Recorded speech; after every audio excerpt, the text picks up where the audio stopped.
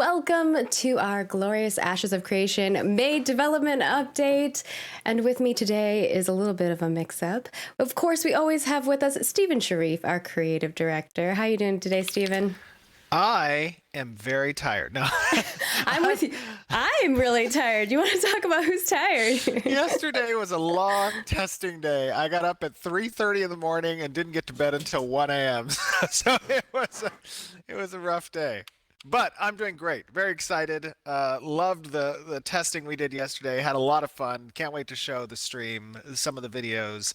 One But yeah, person was it was so awesome. quick to put up a video like of talking about their experience. It was like I was just in shock. Oh yeah, no, It's I love it. amazing to see how many of you are enjoying it and having fun. And obviously we know there are issues and stuff like that. It's an alpha where Oh yeah, it's for sure. going to be. And of course with us, we have somebody new, which some of you may know if you're a long-term member of our community. But if you are somebody who's new and you haven't ever checked out any of our previous streams, this is Kevin McPherson. And Kevin, if you want to talk about kind of what you do at Intrepid Studios and give people a little intro of you. Sure. I'm lead gameplay programmer, so my job is to sort of spec out different tasks on the way to the milestones that we want to hit, and then work with production to schedule those out and get all the engineers on the gameplay side working on those tasks to get to the target. I would say my job's pretty great because I have an incredibly good engineering team backing me up, as well as Mark Storch and the platform services team, and Ash Thoth, who's kept all of our builds and everything working.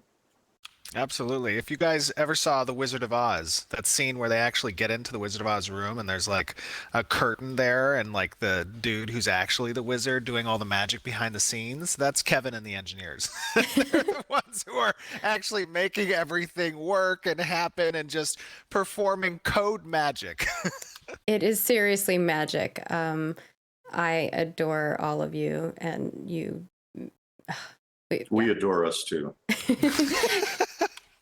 I saw in chat somebody said the unsung heroes. That's very true. A lot of times the artists and the designers, they have the ideas of the systems and they have the cool models, but really it's the engineers who are the glue that keeps everything actually together and working the way it's intended to. Yeah. So big Go on. props to, yeah. Go on. Yeah. He's like, please. It's fun though. scene. We enjoy what we do.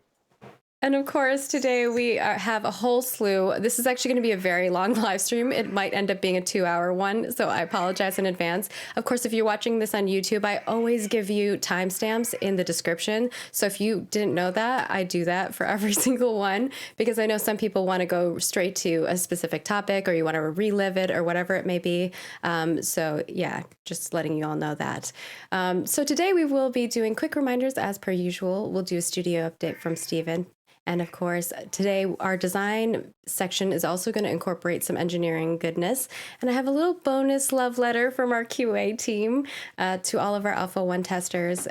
So that will be really adorable.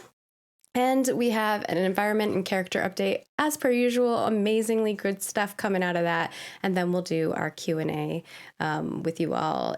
So thank you for submitting your questions over on the forums. We super duper appreciate it. Should I get right into all of the things? And for the people asking about my PC, it's dead. It got melted. Oh, last night we were doing some late night testing and we were literally on the precipice of recording the video we're going to show you here in a moment. And of course, as usual, some stream gremlin works its way into the plans. I mean, the previous stream we had to retake 4 times because I could not get recording happening on my computer. Being a black screen. In 4 times we had to retake the video we showed you guys with was that the dragon? Was that the last Yeah, time? that was the last one. Oh my the dragon gosh. one. Wow, it feels like that was years ago. I No, know. It's been a long month. but then last night, Margaret just like, all I hear is user has disconnected from your channel. I'm like, huh, wonder what I happened think to I said Margaret. I think I said before, I was like, I think my PC's dying.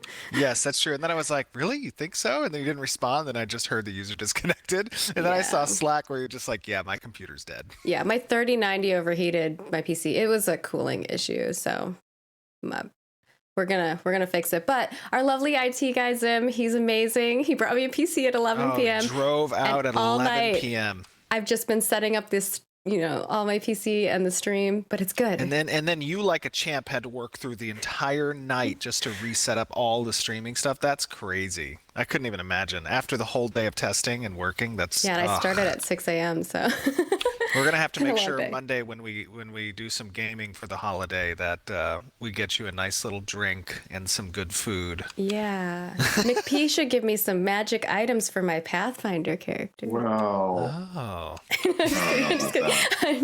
Can I Oh, you barter? didn't Is know? that allowed And live on? McPee's campaign doesn't actually have magic items. That hasn't been yet introduced into It the just rule. has pain and suffering. Oh, that's true. All right. Well, let's get into it. You all don't want to hear about our Pathfinder campaign. So, first and foremost, oh, you know what I forgot to set up? I actually forgot to set up that one scene, the reminder scene. So I'm just going to read them off to you. I'm sorry about this. Well, first and foremost, we do have the web update. If you didn't notice, we took down the web. We actually thought we were going to take 7 hours. We only took 3. So can all things happen like that? That'd be great. But if you didn't know, we did provide Stripe as a default purchase option. I know that that was something that everyone was very concerned about. If you do still want to use Zola, it is still available to you there as well. But if we do see that not a lot of people are utilizing it, we may, adjust things around. sure. So we're always And then watching the data as it comes in. Absolutely. And just to jump on that fact, this was a big request from the community. And obviously, our motto here is to take in the feedback that's necessary and let that effectuate change. So we're happy that we were able to provide this because of the outpouring requests from the community. Yeah, and we know people have been asking for it. So next, we do have our monthly cosmetic swap over for the Brine and Bounties, and that is scheduled for June 9th, 2021 at 11 a.m. Pacific. We always put that in our article. We let you know whenever the swap over is happening, so keep an eye on those things as we announce them. You always know a month in advance, and then they will swap over. Within this one, we also have our FAQ in regards to Alpha 1 pre-order packages and how that works. So please read that. I know that some people have asked a lot of those questions, and we usually keep it updated. And if any new ones come in, we make sure that we let folks know. And then, of course, we have, if you have any further questions, you can message us on our support Twitter, which is just, AOC support, and we'll answer all of your questions. And with every month we always have a new dev update and dev discussion. So last month we asked you, or this last month we asked you, what are some examples of crafting systems and mechanics you've enjoyed from other games and why? What percentage of your time do you typically find yourself engaged in crafting activities in an MMO? And we'll be compiling that feedback for our lovely development team. We always send them over all of the goodies, and Toast does an amazing job. Mad love to Toast. And we'll have a new June 1 coming up in regards to environments. So if you have Just thoughts. want to jump on your piggyback there Yeah. here with Toast. What a champ. I mean, Toast throughout the testing, unbelievable. Both you and Toast. But just a absolutely amazing job keeping the community informed and relaying messages and information to us 100%. Yeah, I don't know what I would do without Toast. So You'd be toast. I love Toast. You'd I was be actually Toast. Oh, I love it. but I was saying that it would be funny if we grab all of the obviously we're looking for a junior community manager. If you're interested, apply. But I was like, what if we have all of our CMs be some form of bread? Like, what if we convince them all? Or breakfast food. Oh, breakfast food. Yeah. Yeah. Oh, but anyways, Get a jam and an egg. if you find a good community manager, y'all, never let them go. keep them forever.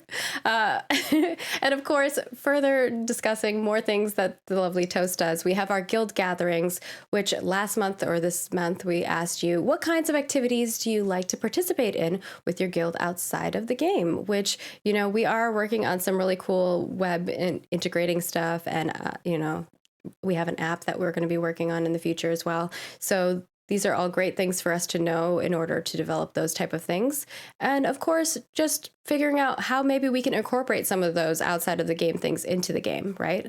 And then, of course, next month is going to be talking about your fondest memories and really give us your best ones, y'all. And if you have more than one, feel free to share them.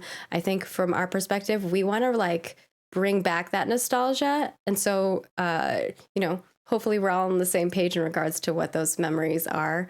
But yeah, beyond that, we also have a reminder that our Alpha 1 preview spot test is coming up. Our next one, we are basically doing them every Wednesday if we can. Those are just depending. So if you do have Alpha 1 access, you will get access to that. Currently, the next one is scheduled for June 2nd at noon to 5 p.m., but we'll let you know if that changes. And of course, our next un-NDA'd one will, you know, be further down the line, and we'll keep you guys informed of all of that stuff. And there is an article about this as well, if you want to go check it out on our news channel over in the update on Alpha 1 schedule. And reminder that the NDA for the visual aspect of it is still in play, so no video, no streaming, no nothing like that, but you can talk all you want about your experience. And believe me, y'all have been talking. We've been watching so many videos. And speaking of videos, it's a great segue to our long-awaited content creator program. As I announced last month, we were going to be announcing it. It is announced. It's live. You can apply. Here's the caveat right now. There's so many of you that have applied, and that is amazing. That's so amazing that we need a person to just run that. So currently we are looking for an influencer relations specialist that will be helping us run this program. And we actually are going to be opening up a secondary program that is going to be subsidiary of this program. It's not going to be something you apply for. Yeah, it's going to be basically a boot camp / training. We haven't come up with the final name of it. I'm designing it at the moment, but we don't want to say no to a lot of you. We see that some of you are passionate. You want to create content. We want you to create Ashes of Creation content, but maybe you need a little help with like your stream or how it runs, or maybe you're not quite ready to be tagged as like official content creator in our perspective. But we want to help you get there. And so I literally messaged Margaret and I was like, Margaret, I'm like getting a lot of anxiety and I feel terrible about messaging thousands of people rejection letters. Oh. And I was like, are you going to give me a person? And he was like, yes. Yes. And I was like, all right, then we're done. I will give you a person. Because I just can't do everything. So I think we're really looking for that person. If you know somebody who would be fantastic for that, please send them our way. We'd love for them to apply. And of course, we're going to pick the best candidate possible. But yeah, so it's going to take a little bit more time for us to finalize all of this and design this subsidiary program before we send out all of our acceptance letters to either one of these programs. But we just wanted to kind of be upfront with you all that we're so happy that there's so many people who want to make Ashes of Creation content. So thank you. That's huge. Further beyond that, I think that's all I got for updates. Whew, it was a lot. And I'm sorry I didn't have anything visual for you to look at other than our faces. I normally do. That's the one thing I forgot. I was trying to get everything set up before. So I'm going to toss it over to our wonderful and glorious creative director, Stephen Sharif, to talk a little bit more about our studio updates. Yes. So, as usual, we are always hiring, and we have brought on some great people over the last month and a half or so. We've actually just hired 3 additional producers as well, which is great. An engineer started last week. We have a lot of we have a recruiter and HR starting next week. We're getting ready to move into the office. We are actually in the building. The server rooms are getting set up by, I think, Tuesday or Wednesday of next week. All of the electrical is getting put in, the cabling within the next week and a half. And then hopefully around the middle of June, we will be back in studio. Oh my gosh, I can't believe I just said that. Um, I'm looking forward to it. I can't wait to actually be able to see the person's face that I'm talking to on the regular and collaborate and have our It's such a potlucks different. again. Oh yeah, our monthly potlucks. Y'all, we should just start a We should video the restaurant. next. We should honestly video the first potluck we have in the new studio. We need to just video all of the food that our amazing developers create. Kevin and his unbelievable like chilies and meats that he brings in, and his wife Jerry is this absolute amazing cook I've ever seen. It's like a dynamic duo, the two of them. I mean, really, everybody brings in Thank fun you. stuff. Margaret, your mac and cheese, I remember. I know. Oh my Everyone always gosh. wants it, so I always bring just mac and but I make a lot of other stuff. That's true. That is true. So But that's people exciting. just request my mac and cheese, so I usually make mac and Absolutely. cheese. So very excited to be back in studio. Also super excited to start doing some job fairs. We have a lot of hires that we need to do over the next 6 months or so. A lot of fun plans for that. And the funny thing is, we've onboarded a lot of people actually over the COVID year, and I I actually don't haven't. even know Yeah, these I've people's seen a few of faces. I know. I've seen it. I had a couple of parties at the house where we played some like Super Mario Smash Brothers, brought over some Switches, did some board games, and got to meet a few people. But there's still a lot I haven't met yet, and I know we've had a lot of people move to San Diego over the last few months that we onboarded who were remote. But just excited to get together with those guys and gals and you know get to know them. Yeah. So that's exciting. We have done some group virtual get-togethers on Zoom and stuff, but it's not the same as seeing people in real life. And Stephen's not drinking Absolutely. wine. He's just fancy AF and drinks out of a wine glass. I could use the bottle, but then you might yell at me. I may have to like tear the label off or something. I don't know. Oh yeah, I'm always like, no other brands. I don't want us to get in trouble. It's more so. And anything else? So that's the studio side, That's the the studio hiring update, yep. side. Anything else on that front? Oh, sorry. And Yeah. testing has been going great. As you guys know, this month we had our weekend-long test with many of our Alpha 1 testers. I decided that in light of us pushing the dates back as we did for the Alpha 1 testing and the NDA release, that I would release the verbal NDA so that people get to talk about their experiences. Hopefully, you guys have had an opportunity to jump onto our Reddit or on the forums and watch many of the content that's been created, or chat with people who are participating in the test on Discord. Alpha 1, the preview to Alpha 1, it is, as I've said many times, a very technically oriented test, where we have the core systems kind of stood up in a bare bones fashion, and we're vetting these things. And, it's not a content related test. This is not a typical marketing oriented alpha. This is a true developmental alpha.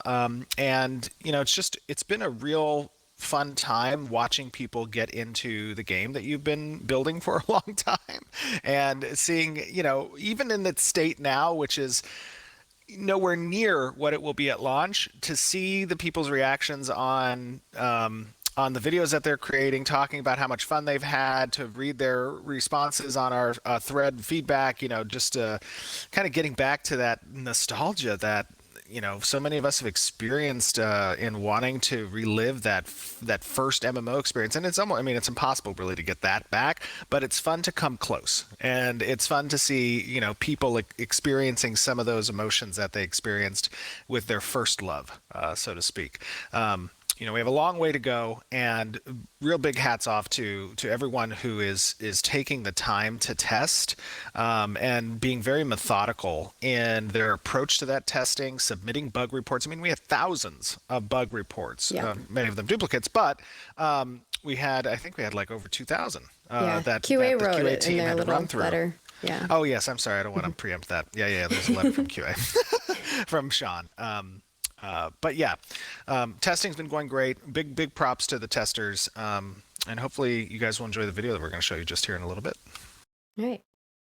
And you We wanted also to. got so much information too from profiles, and it's just not possible without all of your support and your testing. It's Yeah, massively absolutely. important. Yes, 100%. I mean, as Kevin can tell you, obviously we have simulated players, we have headless clients that we put into the game and bots and whatnot, but there's only so much that you can script those bots to kind of do and try and mirror real players as close as possible, but it really just never gets to the real thing.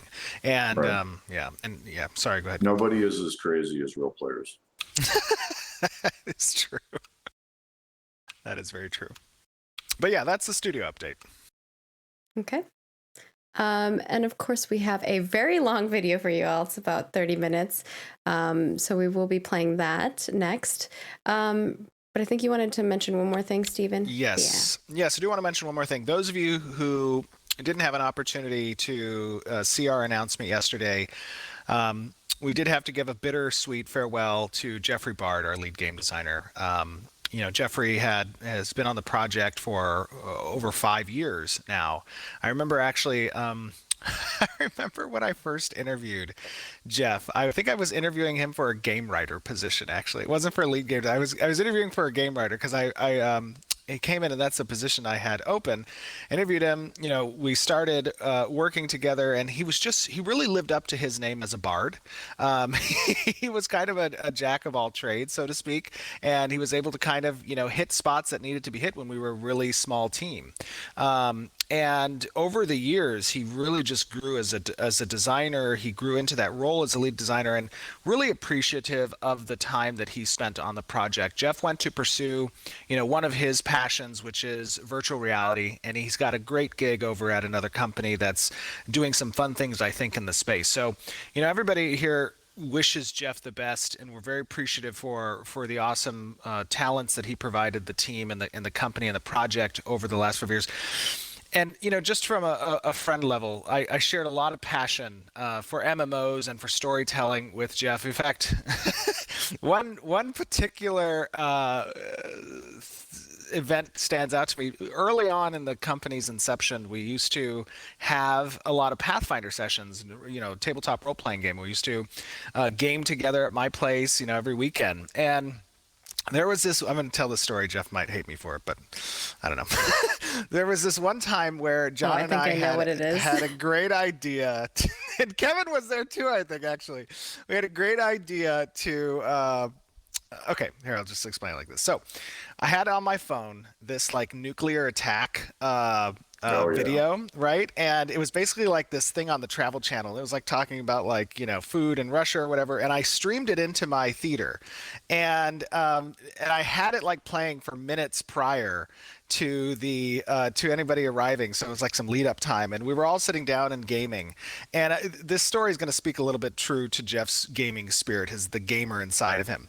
But so the thing was playing in the theater in the background, and like after about 10 minutes, and we're all like getting situated and getting ready to start our RPG, and we were going to start playing and whatnot, and this emergency warning thing comes on the screen, right? And it's it's doing that emergency, and it's like, this is a message from your civil defense, and like a nuclear missile launch has been detected, and it's starting crazy.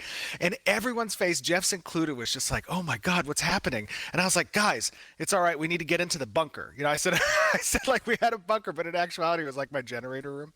And I was like, Jeff, we need to get to the bunker. He's like, no, I need to call my wife. And I was like, Jeff, there's no time, we have to run to the bunker now. And he's like, all right, well, let me get my dice. So he ran to the table and he got his D20 and his dice, and he was like, all right. So we walk into the room, and I'm just like, boop, boop, boop. The door will open in a second to the bunker, don't worry. And he's just standing there with his laptop and his character in his hand and his dice, and he's like ready to walk into the bunker. I'm just like, Jeff, your first thought was the dice? Come on, man. But that was just the true gamer inside of him. Of course, Kevin was as calm as possible. You see Kevin right here. He's just like, yeah, it'll be about 2 hours before it hits us. We got some time. Don't worry about it. Yeah. I wanted to get some food. I had a hangover like nobody's business from the previous night.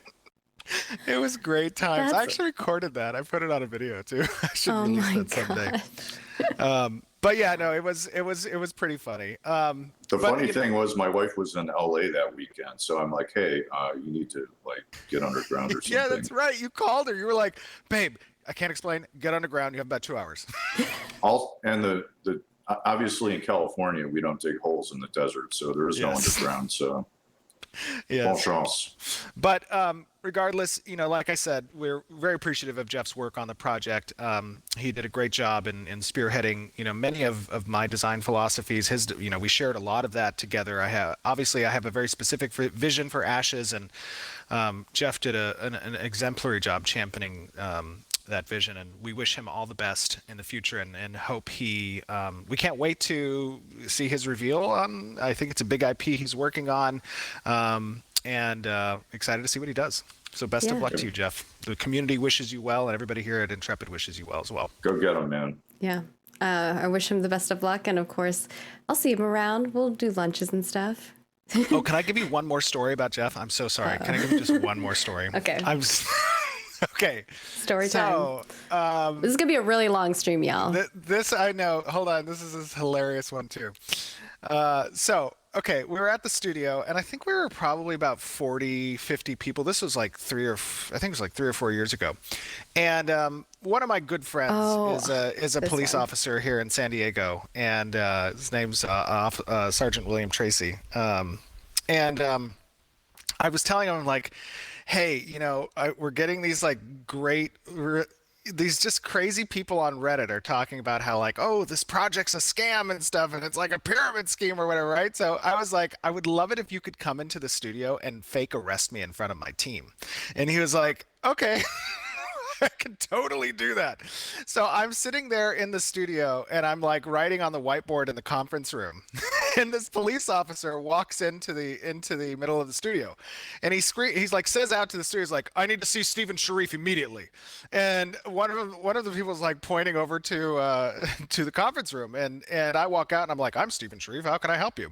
And he's like, you're under arrest. And he pulls out his like handcuffs, and he starts like cuffing me in front of the team, and he tells the team, he's like, I need all of you to step away from your desks immediately. And I'm looking over at Jeff, and his face just turns like ghost white, just like complete ghost white. He's like, oh no, oh my God. And he's like standing there, he gets up, and everybody's like walking around and like standing there, and the guy's like, we've heard some reports about this company, and we're here to arrest this guy. And now listen, John had the best idea, and thinking back, I should have done this, but I decided not to. What I wanted to do was take like a bag of baking powder and tape it under Jeff's chair, and have the officer say like there's a drug thing going on throughout this company. And I was just going to be like, yeah, Jeff made me do it. It's under his chair. Grab it from Jeff. And I decided not to do it. But we just had a lot that's awful. Stephen. Awfully great. I'm so sorry. By the way, when I started, we put in the handbook, no joking, no more pranks. I know. That was Did a great we put prank. that? Yeah, it's in the handbook. Also, at one point, he said, I'm sorry, but your car's been impounded. Oh, that's right. I remember that. It was good times. But anyways, we had a lot of great memories with Jeff, and like I said, we all wish him well, and look forward to everything and all the successes he does. Yeah, I got to work with Jeff twice, because I also worked with him at a previous company. So it's been a blessing, and he's a really technical guy, and go get him, man. Yeah, I've gotten to work Absolutely. with him. This is my second round working with him too, so I'm wish him the best. And with that, I think before Stephen says another story and I lose my heart, I'm gonna switch over, and we're gonna play quite a long video. Do you want to do a little preface on this video? Of course, a reminder Sure. that everything here that you're seeing is an Alpha 1 preview.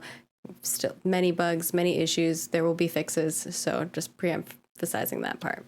Absolutely. So just to jump on that real quick, there is one particular bug you're going to notice in this video, and it is a UI bug that constantly shows a headline of like a control point being taken. So apologies for that. It is alpha.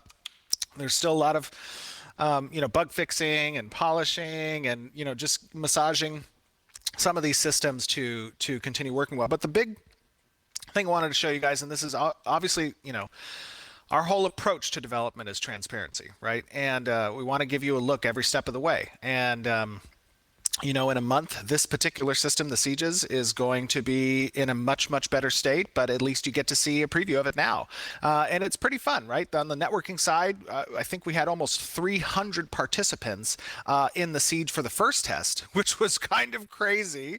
And then I wanted to capture footage, so I did a second test with only like 120 or 130 people.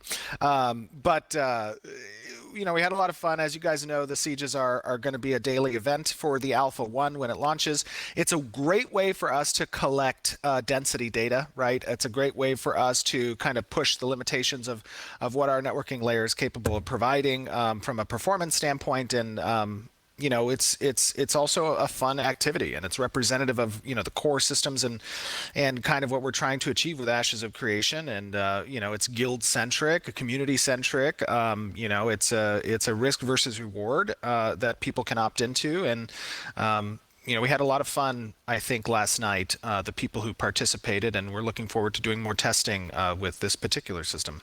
Yeah, in the first round, I was there for that, but I wasn't there for the recording part because my computer blew up. But people were super serious. Like, they were, like, trying to coordinate and stuff. It was great. They're like, they're coming to the north gate. Get out! Yes. It was great. So Hold you guys on will the enjoy west gate. It was great. It was a lot of fun. All right. Well, we're going to play this video, and we'll see you all in about 30 minutes. Glorious Ashes of Creation community, welcome to yet another stream, another video inside the Alpha 1 preview testing of Ashes of Creation. I'm excited that you were able to join us today. We have a fun-filled, action-packed recording for you. It is currently 10:38 p.m. Thursday, Pacific Standard Time.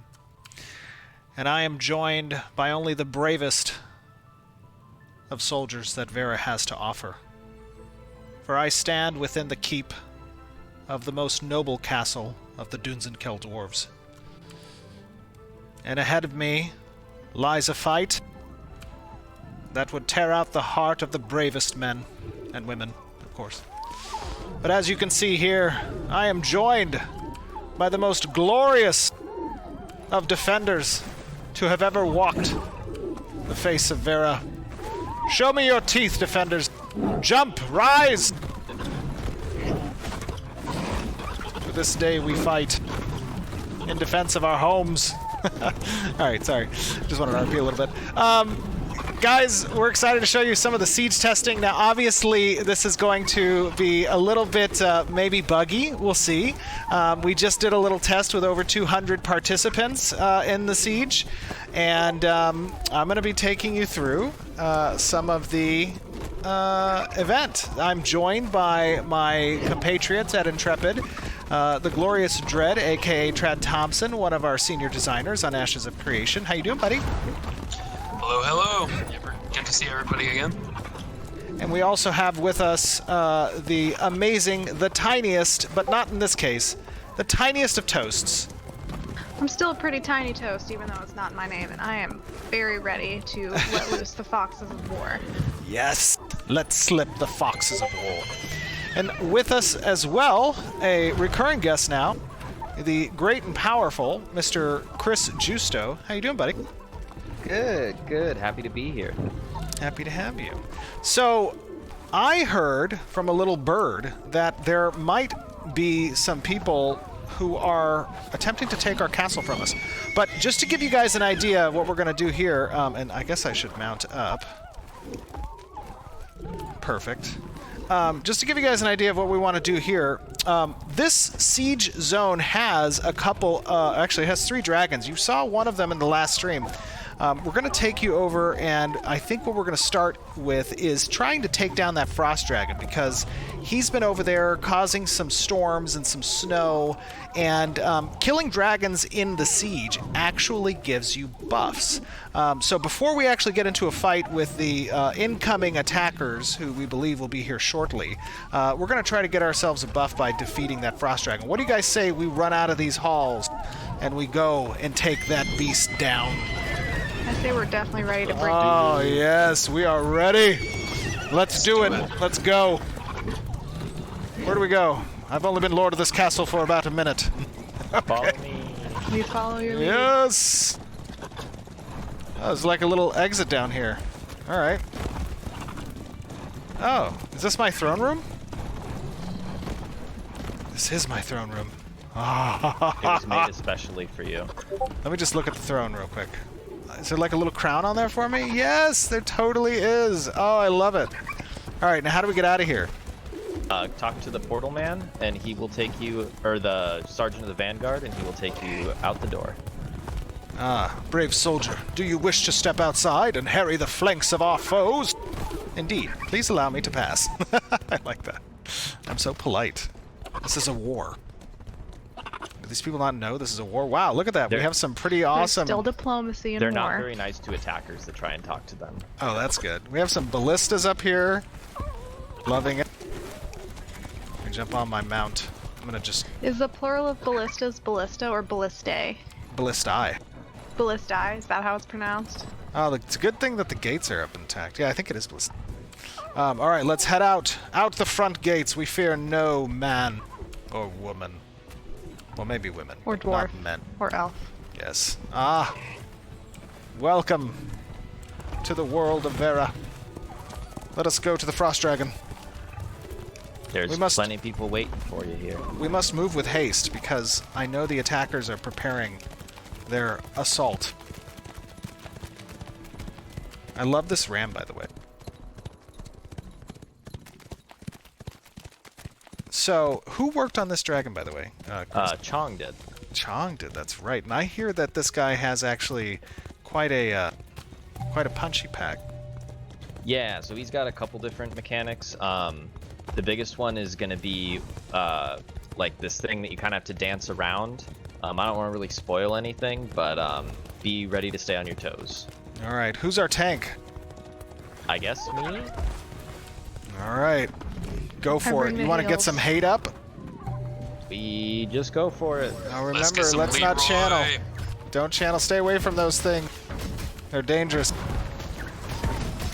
Bring it down.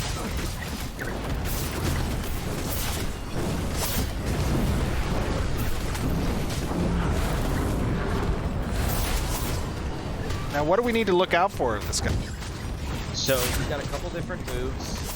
His frost breath is really, really dangerous. And then you'll know it when you see it, but he's going to put ice waves on the ground like he's doing right now, and you don't want to get hit by them. Oh, what's he doing? It's like a bite here.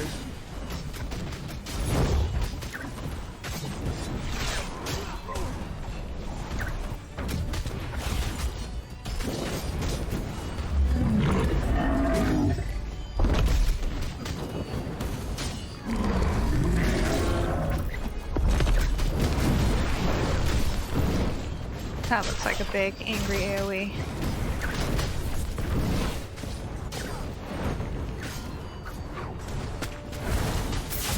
Get out Got of a the critical way. on him. Careful, defenders. Don't be channeling. Oh, we're bringing him down a little bit. So he spits out these kind of ice crystals, huh?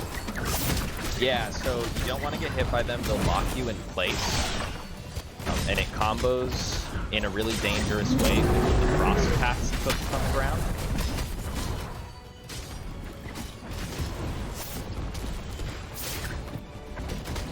It's funny, I don't see any ice crystals for some reason. Are you seeing them? I think they're going to be later stage. Oh, okay, got it. I'm definitely doing a dance, though.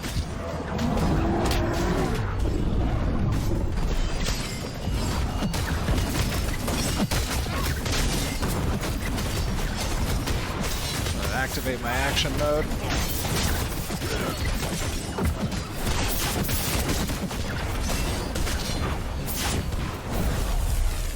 Oh no. I'm ported out at just the right time.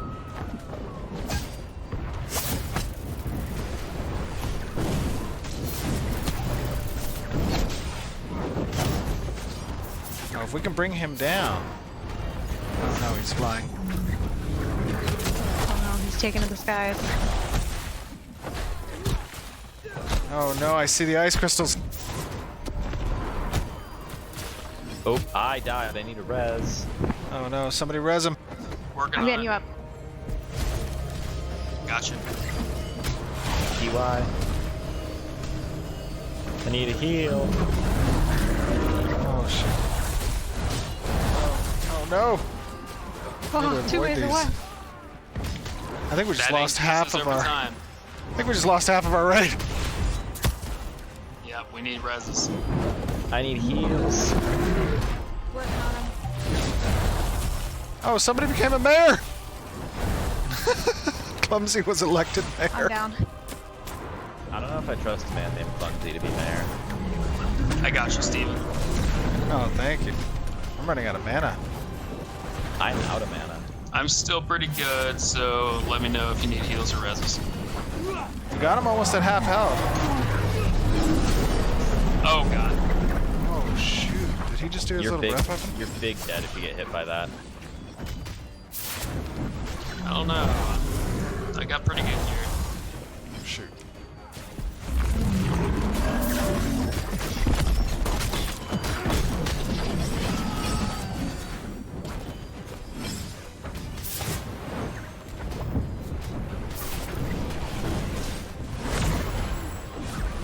Oh, almost got him. We just need Bad to damn tank it. of lost aggro. Oh, I keep avoiding those. I'm avoiding those like a boss. Yeah, we can do this easily. We just need people to obey the mechanics. Coming back. I'm out of mana. Oh I'm no, iced. all these I'm ice. coming back with my whip. Oh, don't stand in the middle of that, Dread. Oh, you don't want to stand in the middle of that. I No! can't move. No! And Move, you're dead. dude. Alright, wait a second. All right, someone res me fast. If Whoa! Are these attackers? I see attackers here. Oh, no, no, no. Those are defenders. Okay, we're good. I love the icons in here for them too. Oh, no, no, no! I got comboed by a breath attack. Oh, no. I got sent back to the spawn. Yeah, that's bad. Oh, let's hope the Ooh, attackers that's aren't a taking big advantage of this breath. opportunity and approaching the walls with the trebuchets. That would be unfortunate. Yeah, hurry back. I think, you know, they may have caught wind of our... They may have... they may have caught wind of us trying to kill the ice dragon. We probably should actually reinforce the walls for their approach. Should we bail? Yeah, I think we need to sound the alarm. Bail. Well, we Everyone should back see, to the walls. Tactical retreat. Are they stealing the kill? Because we could probably take it back. I don't know where they are. Do we have any scouts or any eyes on them? I don't think I've we got have no any eyes. scouts. I'm just gonna get near the front gate and watch with one of the ballistas. But I see that that we have a control point 4. Now, let me jump on this. All right, I'm on a ballista, but I don't see anybody yet. I'm heading back. I'm to gonna the- go check. Want to see what the dragon's doing? Quick, everyone, back! This dragon is probably being kited back to our safe harbor. I will stand tall in front of the gates and Ooh, defend I just us. saw a trebuchet fire. I think I just saw a trebuchet. Should I take the risk and investigate? Yeah, maybe that'd be good. We need some scouts. Yes. All right, I'm going for it. I'm going on my stealthy I'm horse. just watching right now. Now you got to be careful. Those of you guys who are manning the ballistas, the trebuchets have a further distance on their projectiles, so we need to wait until we literally see the whites of their eyes. They're coming. They're coming. Run. Where? Which side? Which side? Off the left side if you're looking away from the castle. Stage left. All right, stand by, everybody. Also, Ice Dragon is reset. Nobody's on it. Sweet. Stand by. Hold your fire, ballistas. Hold your fire.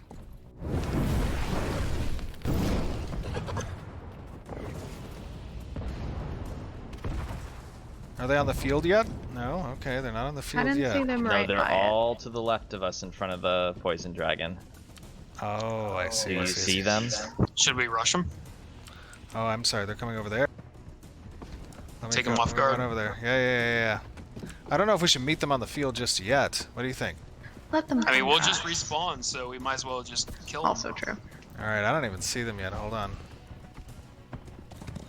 Oh, I'm seeing them. Beans, allow me control of this ballista. Thank you, sir. Alright, they're diverting. Oh no, they are diverting. Where's their trebuchets? They must be hiding them. I don't see the trebuchets just yet. Try to target, lead the target if you can. Alright. Pull them to the right of the castle. We should, as soon as we see their trebuchets, we should probably meet them on the field. Can you take down trebuchets with regular attacks, or do they have to be taken down? Yes. Can't use auto attacks. Yes, with auto attacks.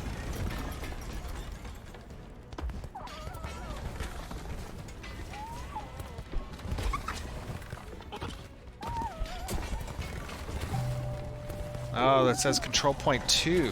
How close is that? It's pretty far off. Okay.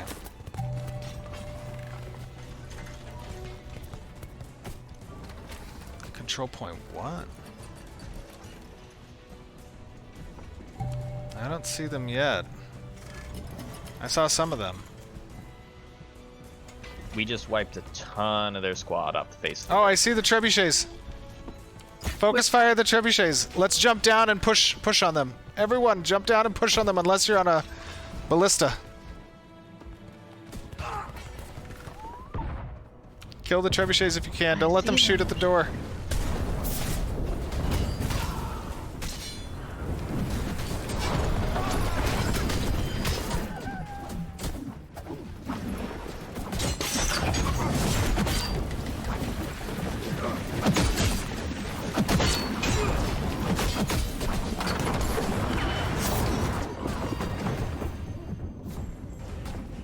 Destroy it.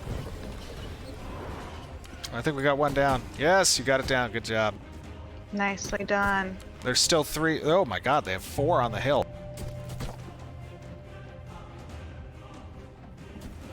Let's push out.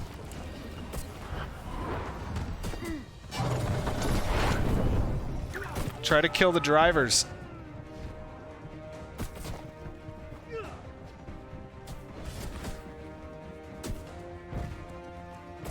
Oh, I see somebody up here. Envious. Mark's job knocked him out there quickly. Oh no. Oh no. They're chasing me. Alright, another trebuchet is down.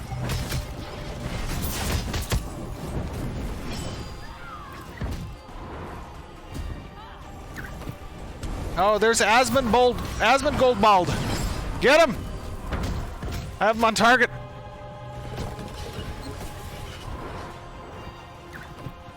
Oh, here comes another trebuchet.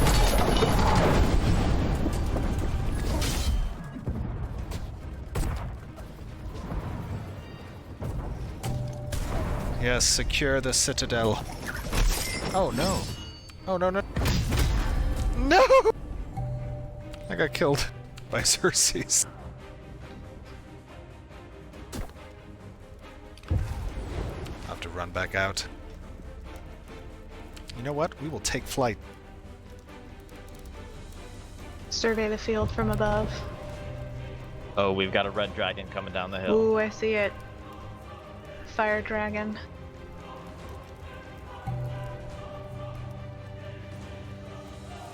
Oh, I found like this underground tunnel area.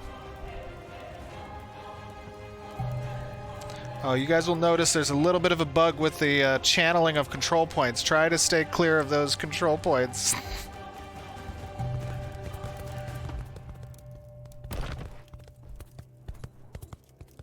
How are our gates looking? I don't even think Nice they and clear. touched the gate. Oh, somebody's over. Yeah, they're Oh, in that's a our friend. gates. Are they?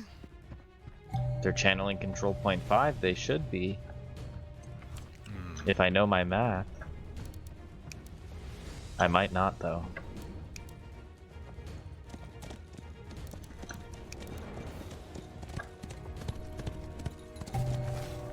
Attackers at the right gate for defenders. Got it. Oh, they did. They destroyed this gate over here. Oh, they're out in front of it. We need to rally.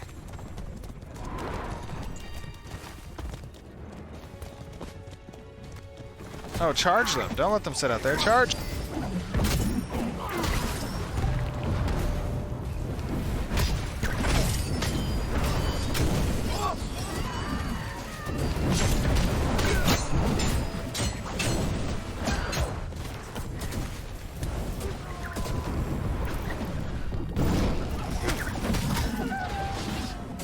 I got McStackerson on my target.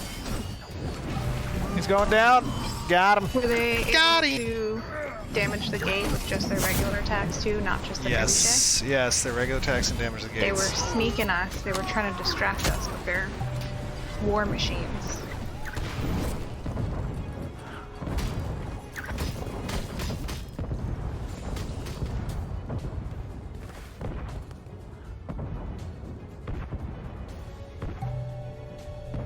Oh, attackers are channeling the they're in throne? What? Uh-oh, we got this. Defenders rally to our homeland. Alright, we need to hold the How? throne. Sorry for the spam of the control point, everybody watching. It's a bug. Welcome to Alpha. We need to get in. Alright, I'm in. Where's this person in the throne room? Do we have eyes in there? We're Yeah, I working don't on it. see It takes a anyone. bit to port back in.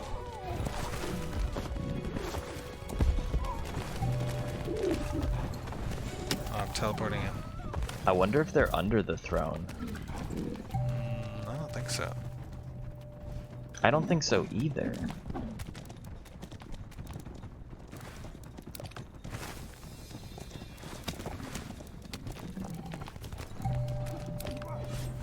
Alright, let's see where they are. Okay. I guess we should probably leave at least a couple people here. 2 people to watch the throne. The rest of us should go out and meet them on the field.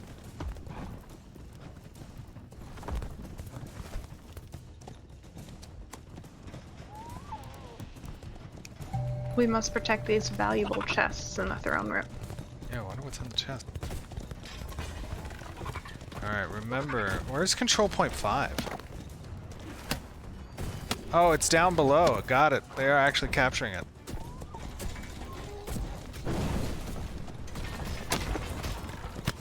They're capturing it. See if we can rain down fiery hell upon them.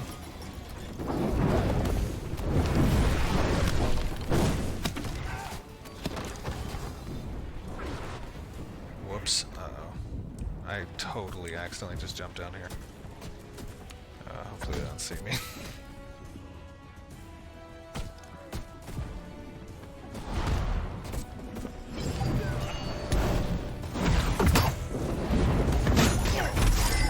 Oh no! That was not where I wanted to be. You know, again, stream, I'm gonna have to apologize, but I want to get you good footage, so I think I might need to cheat just a little bit.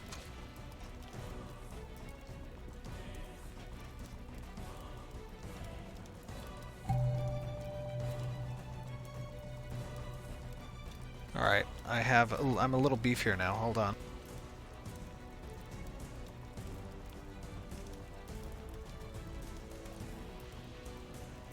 Alright, I think we're ready. I think we're ready.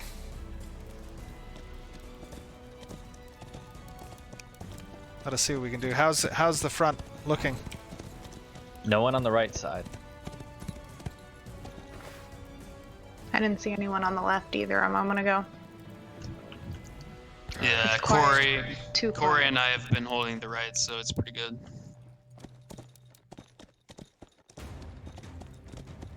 I am now approaching. They just took the front. They're taking the front gate. Oh no. Do we have folks on the ballista up there?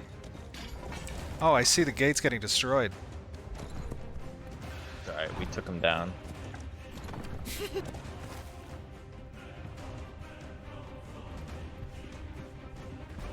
I love the appearance of the half-demolished gate. I'm ready to fight.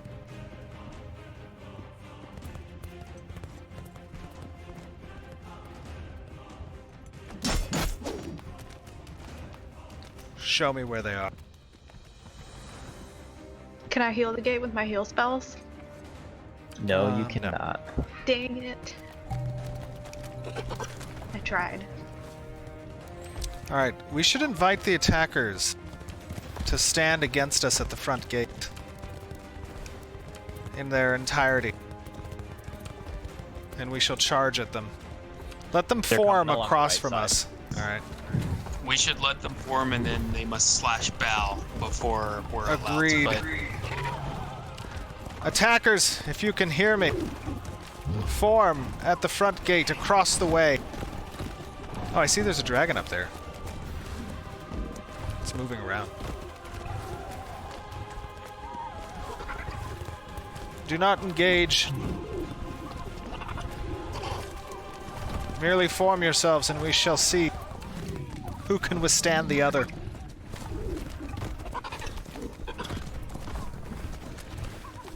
Ballistas, hold your fire. Extend the courtesy. They brought a Stop trebuchet. firing at them. Oh, there's a trebuchet shot just landed in. Alright. We shall meet on the battlefield in 10-second countdown.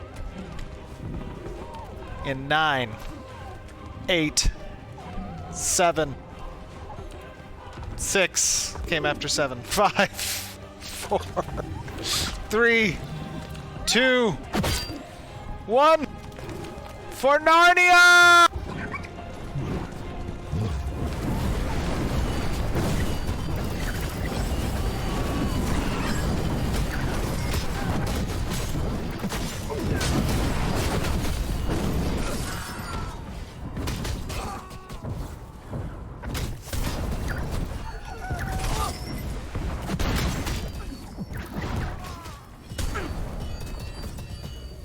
Oh, there's so many shield throws.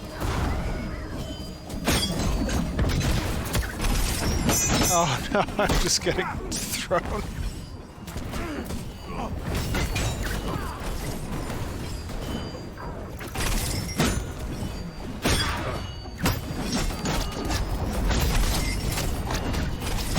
Oh no, push into them.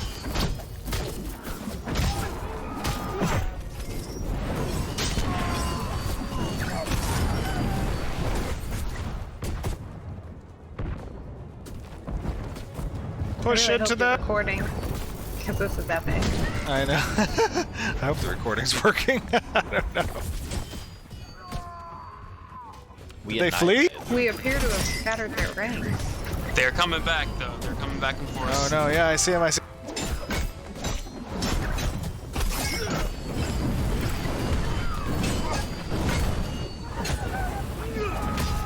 I've been down. Resin down.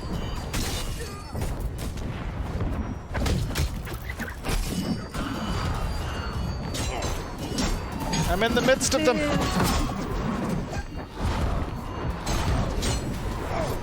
They don't know I have the strength of the gods behind me. I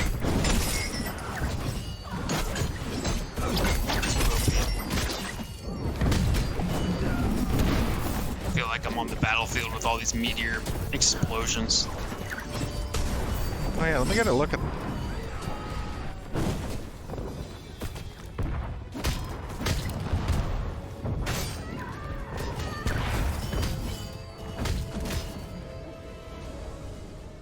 So the great thing you guys are watching is the network is handling this, 100 plus players right now pretty well.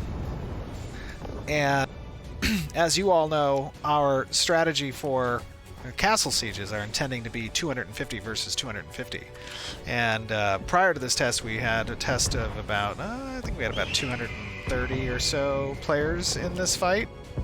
And while there were, the bugs were more prevalent, the network actually wasn't too bad. Let's push into their camp if we can.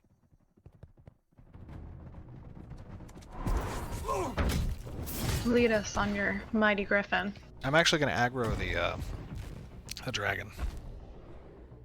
Come on, buddy. We need your help. Come, fight with us. Yes!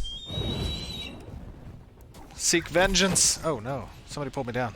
Oh, it was talents. Get back here.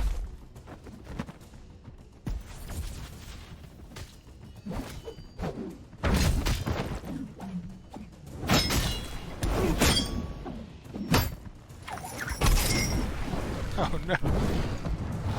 Are we gonna spawn camp these poor guys? Spawn camp them. I got 2 up here.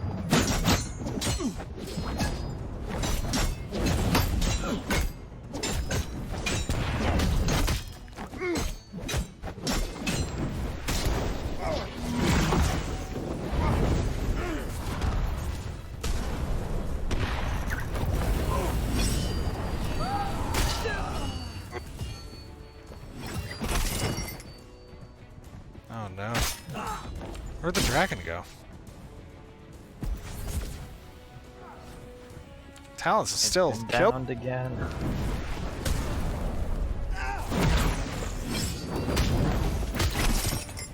Oh, he's got a friend, Ironsmithy. They have respawned in force. Oh no. Oh, whoa! Whoa! Whoa! Where did all these guys come from?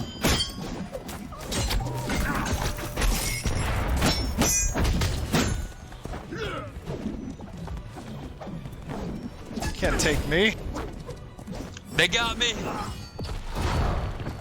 Sorry, I'm no longer on the front lines to help you. Who left their crown on the throne? I think that might have been me.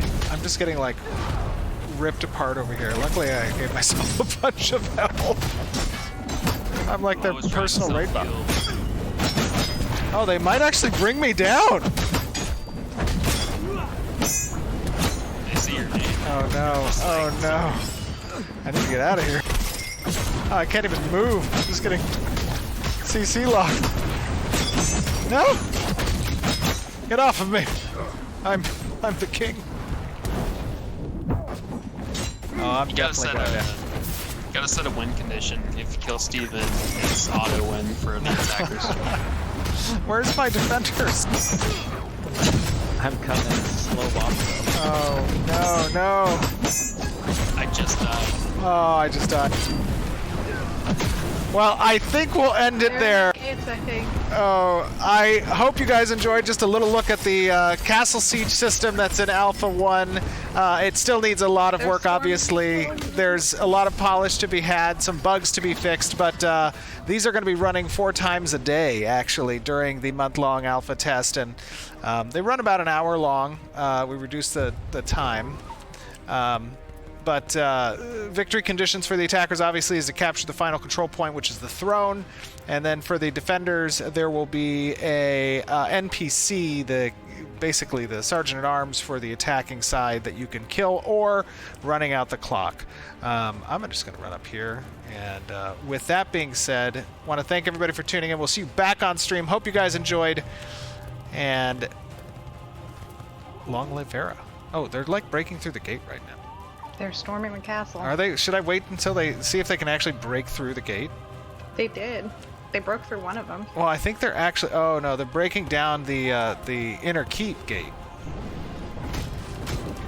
Okay, we'll just see if they. Oh no, it's falling apart. Most of our forces are at their camp. I'm gonna sneak up on them. Yeah, they're definitely breaking through the gate right now. I'm just gonna hold on.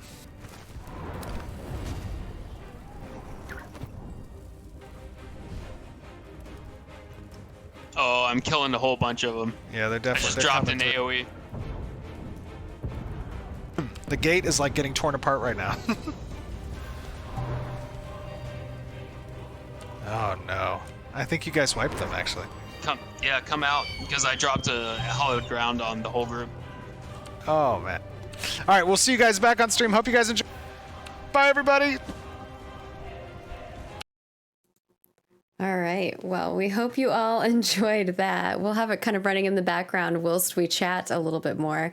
But I did want to, saw one topic that kind of came up a couple times, which was, are there going to be ways to repair walls, siege machines, things like that? Yeah, absolutely. So that's not going to be present in alpha, but those are long-term designs for these types of events, right? Obviously there's a lot of ancillary activities that can be had during sieges.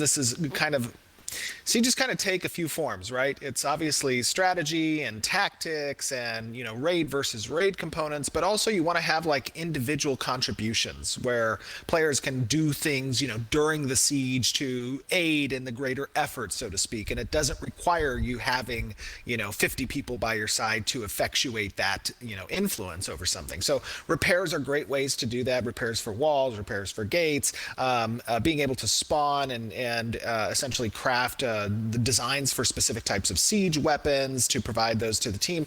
There's a lot of, Wiki's a great source, and we've talked about this in the past. But there's a lot of intended designs. What you're seeing here is, again, what Alpha 1's all about, that core system, the base functionality. We're vetting. Can I hit creature? Will it take damage? Right. Like that kind of. If I use spell, this type of spell, will it put a hot dot on somebody and a hot on this person? Like really testing the functionality, less about like how much balance is happening, right? Like in regards to that. And obviously Steven has to do a little cheating because he's trying to put on a good video for you all. So if he just left his health at a normal health, he would die because of 50 people trying to kill him. So I just want to put a little I want to make sure part. you guys get to see what's happening, and in order to do that, sometimes I still died. But in order to do that, sometimes I have to do some cheating. So I apologize for that. I also saw, you guys might have seen this. There wasn't any diminishing returns on CC effects, right? I was getting like pulled in every direction and constantly being tripped and knocked down, and those diminishing returns aren't in yet. So there is going to be diminishing returns for CC effects. I also noticed, I mentioned this prior to the video and mentioned during the video, there was a UI bug for the control point spam. You saw that on screen. It was constantly updating control points as people were moving in and out of the vicinity of those control points. That actually will be moved to a separate location. It'll have some cooldown on it, and it'll be kind of more minimized, and the ability for the player to hide those types of notifications. Right now, it's just routed through the main broadcast messaging. Additionally, one real important takeaway from this, I know you guys are seeing this, it looks like fun gameplay. You're seeing it in the bare bones fashion, but the really important takeaway, I think, is the smoothness of the game, right? With those many characters on screen, and mind you, I have a 1080 Ti and I'm recording in 4K footage on a widescreen monitor. So you're seeing it from my perspective and it's looking smooth, and especially you don't see this very often in alpha versions of games, or at least true alpha versions of games.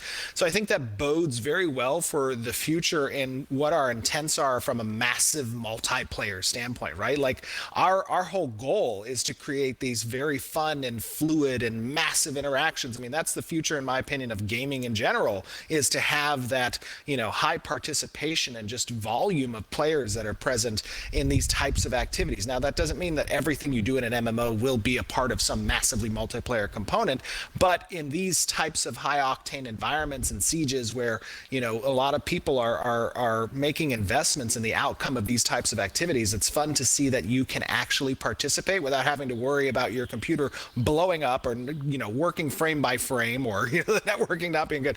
So, a lot of the testing we've been doing lately has been to refine essentially our networking layer, the optimizations, the bugs that we find and all that stuff, and kind of keep it lean, keep it performant.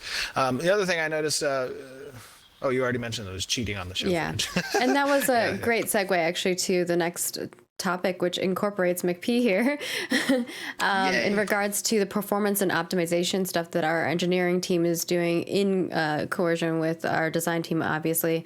So we're going to talk a little bit about that, and in regards to the playtest and the progress towards Alpha 1. So if you want to kind of go over those things, McP, and Stephen and I can add in some extra topics here as we go through it.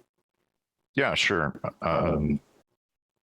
Yeah, so basically, the big thing we found out during our testing is we had some sort of ghosted AI controllers that were just hanging out all over our world, and they were just increasing and not going away over time. So we've decreased the ticking on those, but we have yet to find the cause of the perpetrator. But we've added instrumentation to discover that. So hopefully today or tomorrow. And this is in regards to what you guys noticed if you were in the Alpha 1, where like the longer the servers went on, the more you saw like rubber banding and strange things happening. That was kind of correlating to this issue. And then that was precisely it. That's the cause. Yeah. And then the next things that you guys are working on and focusing on, which, is obviously stuff that we're trying to work towards as far as feedback, which is, performance optimizing at the network level on the server processing of MPCs and client performance. Can you talk a little bit more about that? Yeah, so every test, what we do is we run a series of profiles on the servers and also on the clients. And we also have profiling at the cloud level, at the hosting level. So using those data points, we're able to identify during these large tests, what is the performance killer on the server or the client. And then we knock down, it's like playing whack-a-mole. You knock those down and then run profiles again and get the next thing or the next 4 things that are causing it. So it's an iterative process, but having these large scale tests is really one of the few ways to really find these things that show up at scale. Yeah, and if you guys, I think there were a few questions regarding like what our requirements are and specs in regards to that. We do have that on our support page in the FAQ section. You can see what our current expected requirements are for min spec, and then what we recommend as well currently. Obviously, if that changes, we'll update those articles, but if you're looking for that information, it is available to you already. Next thing you guys were working on was like the hitching and eliminating that stuff. Can you talk a little bit more about that side of things? Yes. So one thing that we do for optimization is we kind of merge character meshes together, and we weren't doing it in the most efficient manner, and it was causing regeneration to occur pretty often, which would hitch the client as these things were merged together into a new mesh. So Alexi did some fantastic work on that and knocked that all of that out. So now we have a much smoother performance with the client.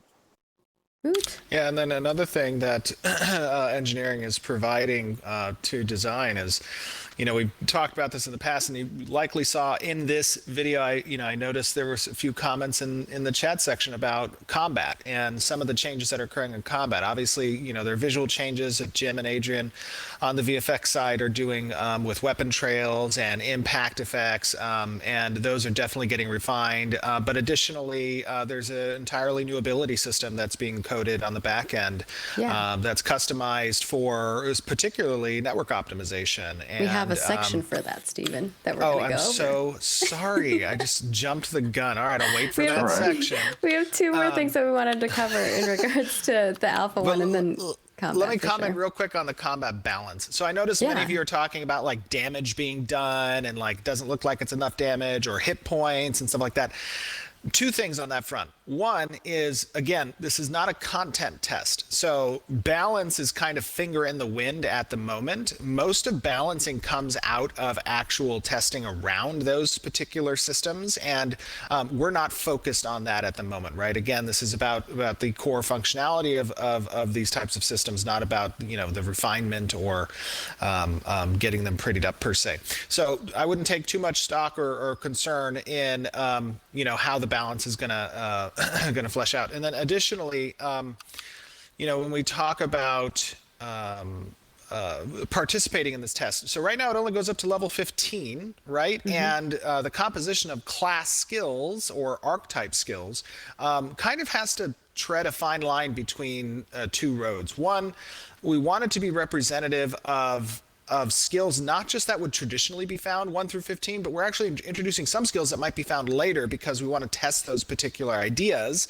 and how the skill functions. So this is kind of a bastardization, so to speak, of what leveling will look like and what skill compositions will exist for particular archetypes in an environment like Alpha, where you're not actually seeing what level 1 through 15 is going to really be like when the game launches, but per se how it is now so it can facilitate our needs during this alpha phase, right? And that's an important thing to keep in mind. Yeah, and if McP, you want to like touch on the combat, we'll move forward on the combat. We'll come back to the other couple of topics that you had here. You want to talk a little bit about your guys' perspective on the combat ability stuff that you guys are working on? Yeah, so a big part of trying to improve performance is getting rid of our Unreal Actor-based combat system. So it was heavy on putting in different new actors and spawning them to sort of control the flow of our abilities or attacks, spells, etc.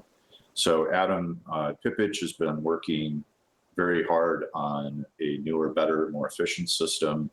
It also allows designers more control and capability in setting up impactful and cool sort of action combat. It feels, more actiony than what we have.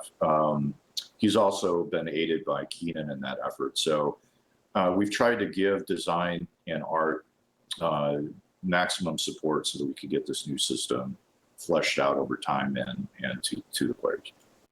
Yeah, and some of the additional changes that design's been doing kind of to the existing system while we're waiting for that to come into place.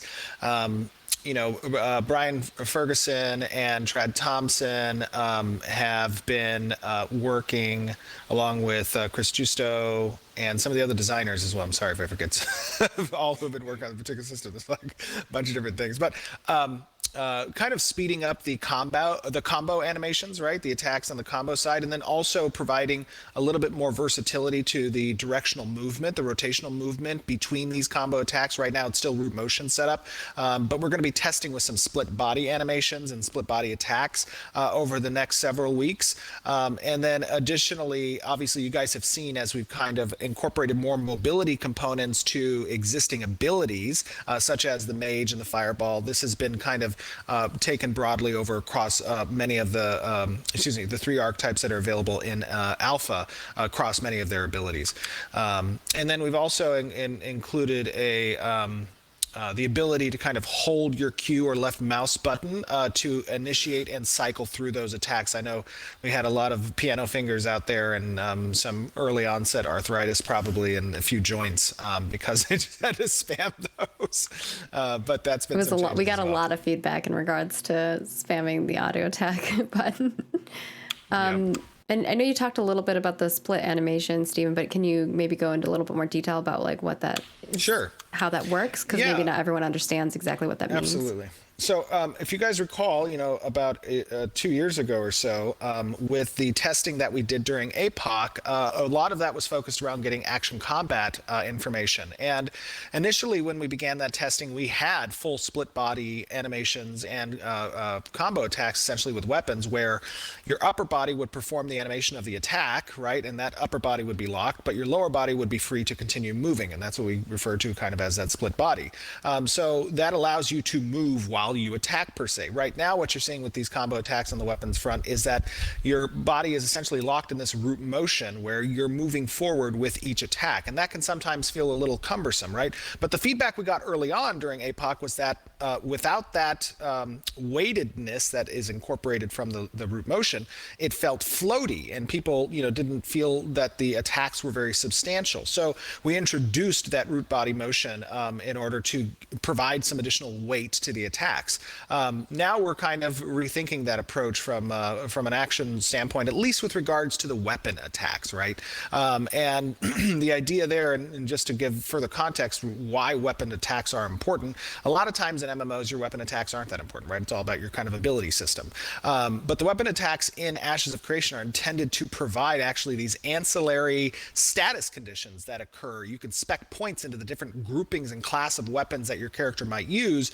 So for example, if you're wielding a dagger and you're doing these stab attacks, it might have a chance, if you spec points into it, to proc a bleed effect. And that bleed effect will synergize then with your class kit that you've spec'd into for your ability system. So for example, if you have a backstab against a target that's bleeding, you might deal amplified damage, or you might, you might cripple the target, or snare them, so to speak. So the weapon attack is an important component of the combat system. So we want to make sure that as we're doing this combat revamp, that we are essentially taking into consideration player feedback and sentiment about how they want a reactive and more mobile weapon attack system.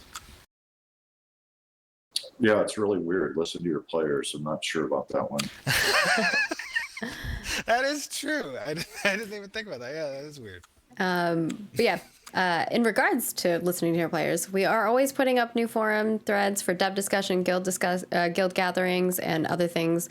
Toast does an amazing job of putting those up and also compiling reports on those, as well as the overall forums every month. And all of your guys' feedback and our social media folk. Peter is fantastic at compiling together all of our social reports, so all of the things that you guys send us there, and then on the CS front, Adam. So like we're definitely, any feedback that you guys send us, we're compiling those things. We're analyzing data, and even outside of the game versus inside, where maybe Steven and McP are more hands-on with that stuff.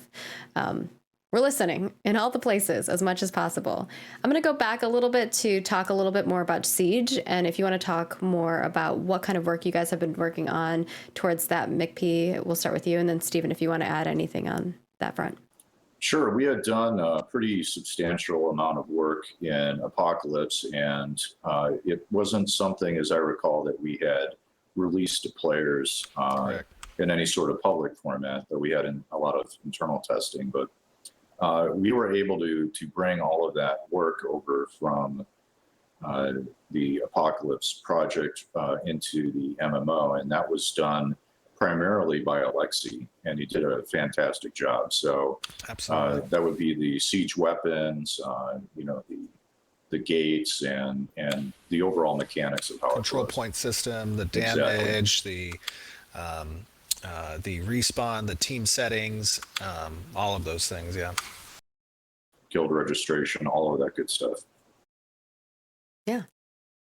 Good stuff. And just to expand on that, I know we got a lot of flack for APOC in the past, but again, all of those systems were designed for the MMORPG, and as they were intended to be isolated and testing platforms, to get early data on that stuff. And now, much time later, as we have an Alpha 1 present, we're able to move over that code and introduce it as was intended into the MMO. And yeah, Alexi spearheaded that, poured over, and did a great job.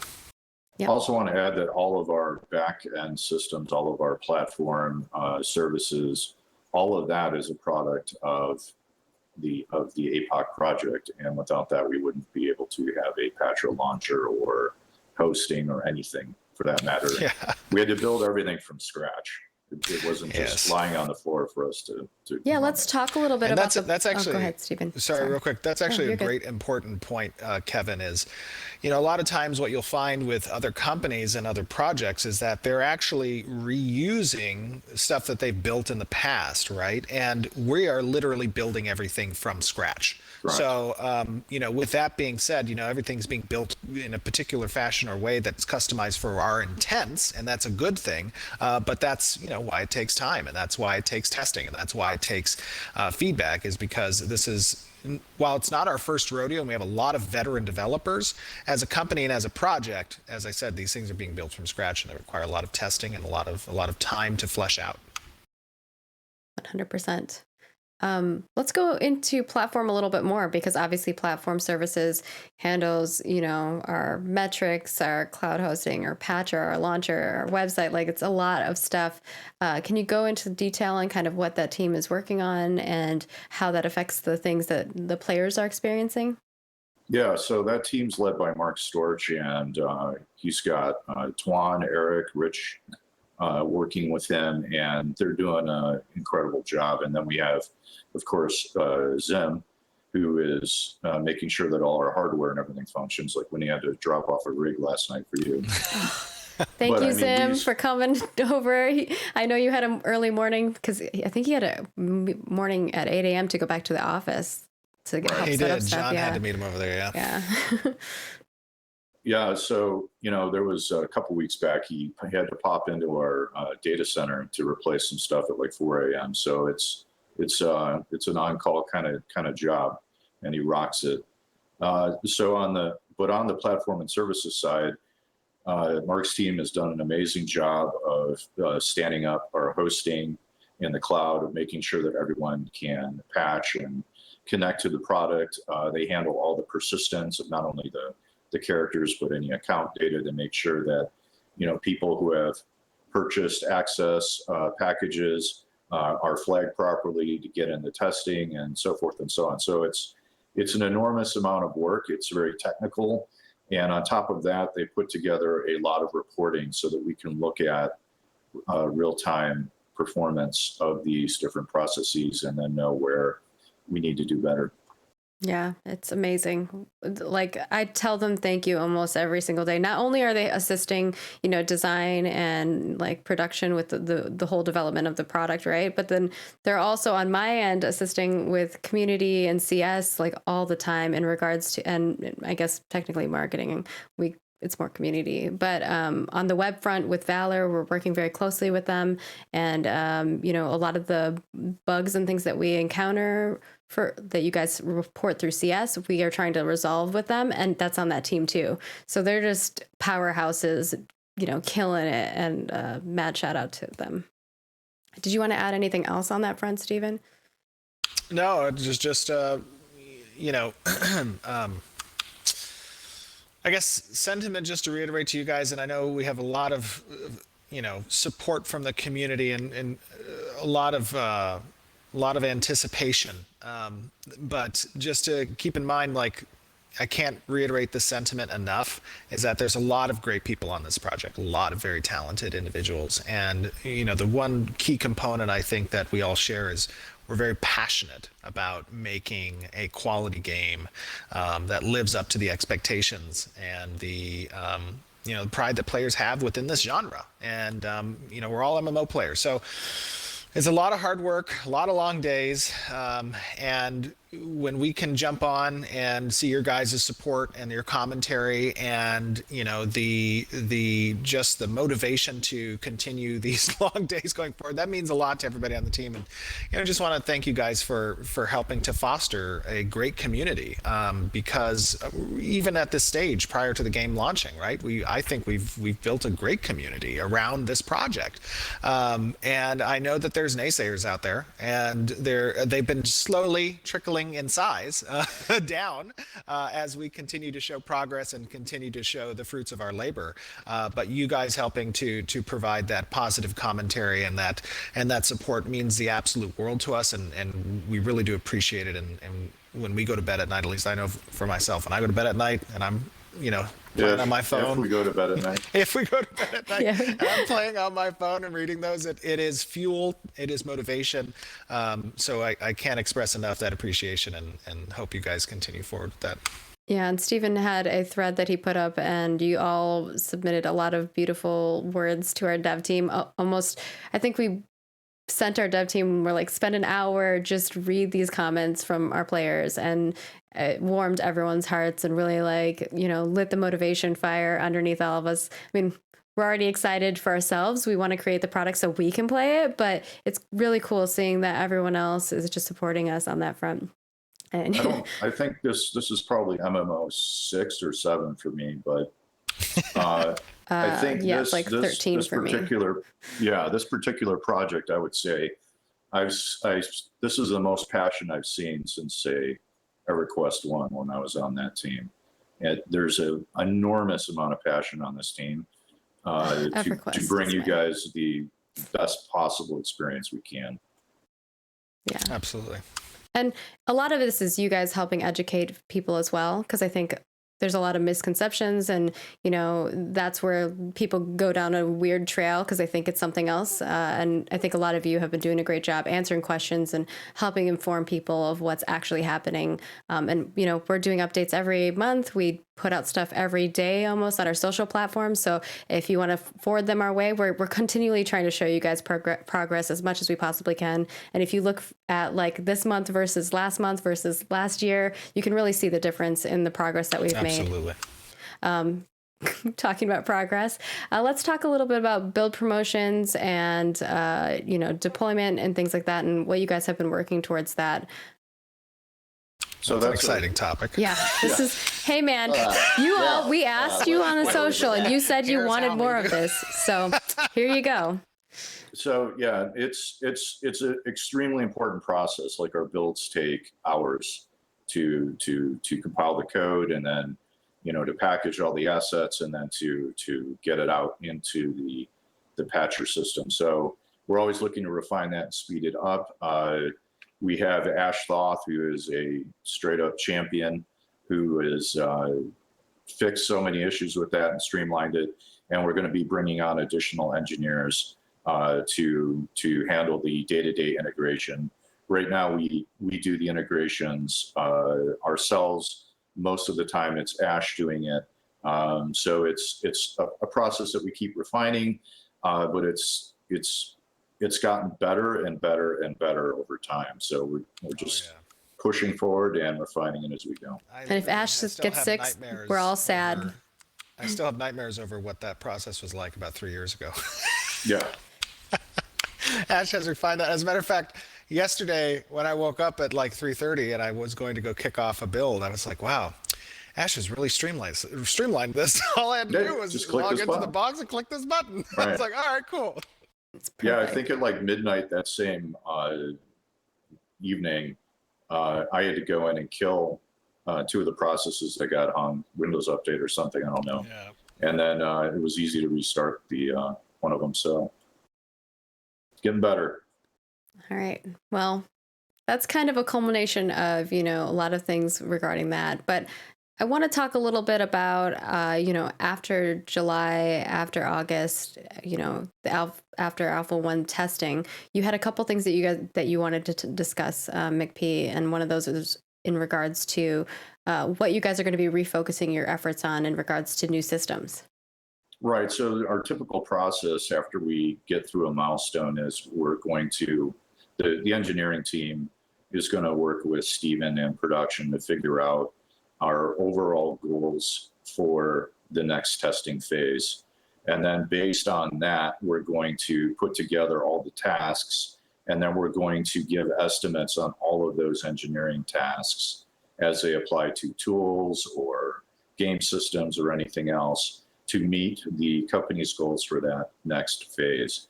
And after that has all been worked out and everyone's happy, then that's when production can make decisions on what that date will look like.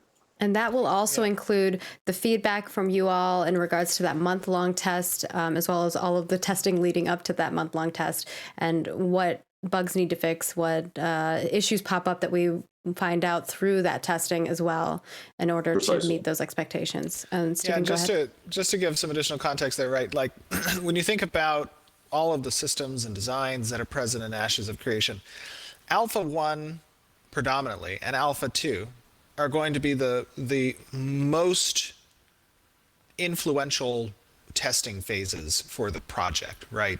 After we kind of collect this data, after we get feedback and sentiment, and we experience this stuff from paper to actual implementation, that's when we go back and we revise. That's when we go back and we, iterate upon, and that's where the largest potential for changes can occur. So I want to make sure that players are anticipating that these are very important testing periods because this is where changes occur. And we are very, as Margaret had said previously, we watch, read everything.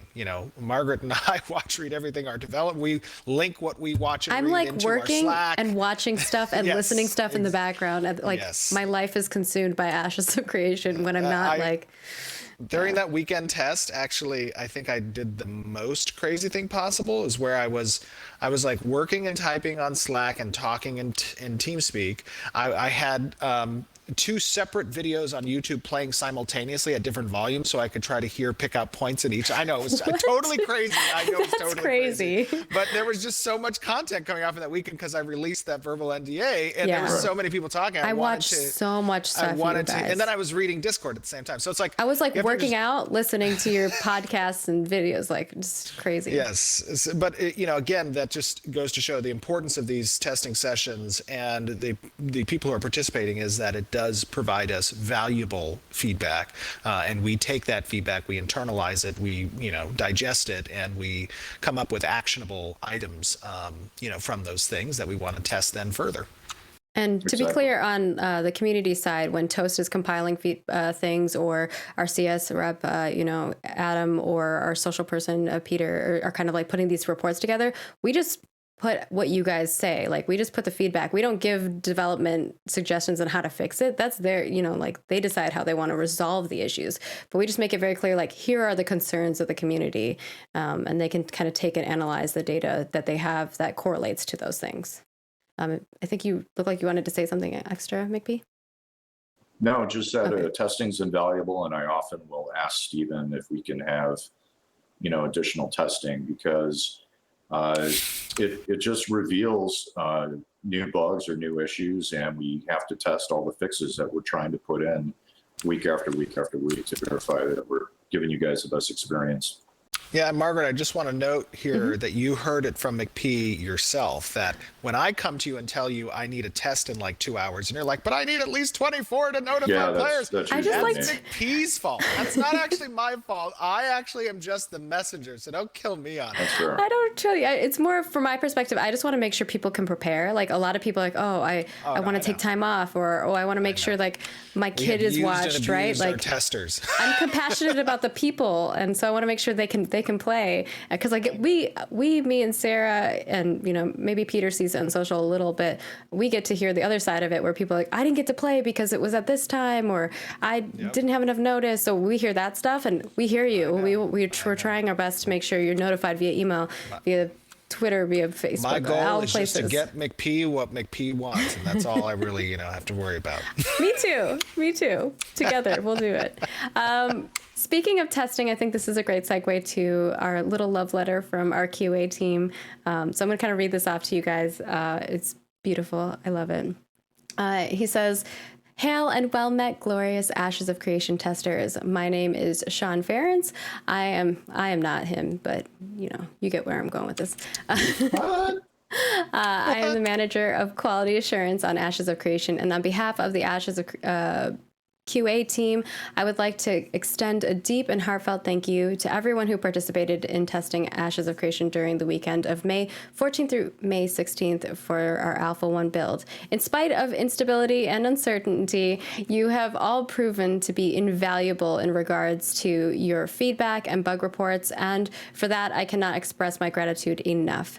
As many of you know, developing an MMORPG is an epic endeavor that is filled with trials and tribulations that no other kind of game will ever encounter. And you've illustrated dedication, or your illustrated dedication has proven to our team that we are on a high road to the best MMORPG gaming experience to date.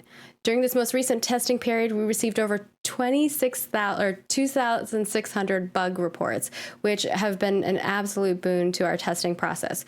We review each report individually, and I continue to be impressed with how detailed and helpful each of these reports has been. Like, seriously, you guys give repro steps and everything super duper handy. I greatly look forward to your feedback in the future and hope you enjoy our content so far. So thank you so much, Absolutely. everybody. I know I almost said Can't- 26,000. That would have been a lot of bucks. Yeah, holy moly. I was like, what? Note that no, those 2,600, a lot of them were repeats. Most of them were Yes. stuff that we were already on our known issues list or things that QA was aware of. But there were quite a few that we had not caught before. So really appreciate it. And before we move on to the art side of things, I just want to reiterate something. And I know, there's several thousand of you watching at the moment. But, when people say, when's the game done? When's the game done? I want to play, I want to play, I want to play. It's important to remember that MMOs typically only have, one launch attempt, unless you're Final Fantasy, right? So we want to make sure we get it right, and we want to make sure that we are launching the game when it's ready, per se, and these tests go to that end, right? This is what helps us get there. But keep in mind, again, our foremost thought here is quality, and what that means is we're going to spend the time that's necessary. So we'll keep you abreast of all the changes and the updates with every monthly, live stream that we do, and you'll see the process part of the way. And when we do launch, it's going to be a magnificent and glorious event. But patience is key, and it's what's that old saying about patience and fruit and ripe, and I don't know. Patience is I don't remember what the thing is, but regardless, There's a lot of different types of patience. it's fruit. Cool. It's fruit is sweet. Patience is bitter, but its fruit is sweet. That's what it is, and that's an important thing to keep in mind. So, yeah. Awesome. Also, I just go wanted ahead. to say thank you so much, Sean, and the QA team. You are all absolute beasts. Unbelievable And beasts. very, very hardworking. And that's where the engineering team is able to really go to and for its information on what needs to be fixed and how to fix it. Absolutely. Thanks to all the testers for submitting thousands of bugs and making me miserable. I appreciate it. Kevin, I love you. Yeah, the QA team is unbelievable. Very well done job. Yeah, Very they're even hardworking, assisting with very web QA too, which is a whole other feat. That's like account process stuff, which is insane. Let's move on to our art stuff. I'm excited. There's lots of cool stuff. We may have to limit some of the questions, by the way, at the end. Okay. Down to a few because We're getting long. the 1 p.m. I have kind of a hard stop a little bit. Yeah, I have a meeting. Oh, really? Okay. It's almost 1 p.m. now. Let's go quick. ridiculous. So first and foremost, we have some concept art here that looks really cool. Again, we are showing off a lot of these like creatures, plants coming to life and things like that. So you might have seen some plants previously that were created in other development updates. So keep an eye out for those. And of course, these just gorgeous landscapes of different areas, which is just beautiful. We'll move on to the next I love one. these images. They're just so well finished. I mean, very these look amazing. Yeah, our team, we'll say it like a million times, they're amazing. The next thing here is the Junior Crypt. Now you guys have been seeing pieces and objects, and I will show some more of the objects that are in more of like their work in progress states, but you've seen some of them previously as well, and now you're going to continue to see the progress of them. I like to try to show you like the different elements as they add more textures to stuff, as they implement them in games, so you can see the progress along the way. But now you're seeing this in game and what these look like there. Yeah, the environment team always does a great job bringing to life the concepts that Ryan Richmond and his concept crew put together. They do a great job on modeling these assets and building the world around them to make them so compelling and immersive. It's really, we have such an amazing art team. Yeah, and obviously the crypt is going to be telling its own little tale, as you can probably see with these different very dwarven, junior dwarven style, I guess, architecture. Yeah, absolutely. Yeah, carpentry in some of these cases. And then beyond that, I think I still have a couple more in this slideshow. I can see this chest. Like, don't you just want to grab it? But then it's probably going to you pull it off and then something bad it's like happens. a mimic that eats you. Dude, mimics? Yeah, they're scary, man. Better make sure you have some universal solvent. Poison dart traps. There you go. And then a bathtub, you need your fancy bathtub to chill and relax in your freehold after all that fighting. Right? I can't wait to have this be an interactable bathtub that the player can use E to like play an animation and get into the tub and turn the water on. Yeah, it'd be awesome. I'm excited for freehold stuff. I know people do crazy things, and I'm excited to see what you as players do with them. And this is a rug. I think this is the last one. Our next one is Siege, which you all have kind of seen, but obviously from the artist perspective, they're making sure all the textures look beautiful. And so they've been retexturing a lot of the objects because some of those were older objects when we were working on Castle Siege through Apocalypse's testing ground. And now we're kind of updating those objects, but still using the same thing. So a lot of those things are kind of transferring over, as Stephen and McP stated. I love how when I have meetings with the art teams, and I remember very vividly, like this was 3 weeks ago, I'm sitting with Bacon and Mia and Tristan, and I'm talking to them, I'm like, really not liking the way this castle's looking. Maybe you guys can do a pass on it? And Bacon's like, yep, we'll grab it. And then 2 weeks later, I look and I'm like, oh my God, what did you do? This looks so good, thank God. They just are so talented. And the great thing is, like, because we've been working together and they kind of have established obviously the art style of the world, you just kind of see these things start coming together. I know early on we got a lot of commentary about like, things kind of feel out of place, and we kind of had multiple directions on, how we wanted to do materials and textures, all that kind of stuff. And now just watching these environments in the world, these props, these architectural assets, they just are starting to blend so well and creating a really cool immersive vibe, this mood. Significantly, I noticed it as well with the starting area in the alpha. It's just really come together. They do such a great job. Yeah, and you've gotten to see the mood in the Goblin Camp that I showed there, and now this in the graveyard. Perfect transition. Just the vibe of the fog kind of coming through is very interesting and kind of catches your eye, and obviously all the architecture that's happening in all of these areas. And yeah, the last one here is going to be the corrupted mushroom stuff, which you've kind of seen some of it when we, like maybe like 2 months ago or something like that, we showed off some corrupted area, but now you're really seeing how it just they keep adding more stuff to it, man. It just keeps looking better and better and better. I remember I was talking about these mushrooms to Mia and Bacon. And I was like, can we make these like super corrupt and like deformed and decrepit and like heavy red influences? And Mia was like, yeah, I can do that. I love Mia. Oh, I know. And then of course we have more character stuff. So the first thing here is the Kalar crown. Stephen, do you know what this was made for? This gorgeous crown. Yes. Yeah. So that will actually be the control point to capture the castle, is that crown that sits atop the throne. So you may have seen it in the video. It was kind of sitting there on the cushion of the throne, or I don't know if there's a cushion per se. But the idea here is that, when castle sieges are in their kind of full implementation, is this will actually be a skin that the player who owns the castle when they succeed, not in Alpha 1, but eventually, who owns a castle, they'll be able to apply this skin temporarily while they own that castle to their helmet and can wear the crown walking around. So you'll be royalty, and you can get royalty, flying mounts and all kinds of stuff. Yes. I'm excited to see that. I love the idea of you see like someone flying over, you're like, that's somebody important. Like, that's so cool.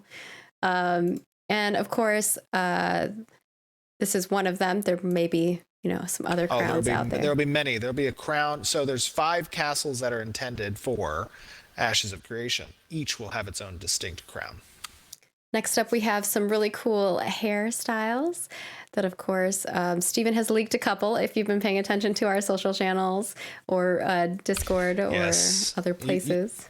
You guys will see, as we kind of show you these updates to the character side, that the character team, Chris Atkins and Jinsey and Danny and Eli and Manny, they're and Carson, they're doing an amazing job, really moving forward kind of the details of the characters. And, you're starting to see that what that quality is going to be like. I mean, this is kind of like I would say probably the third pass on characters overall.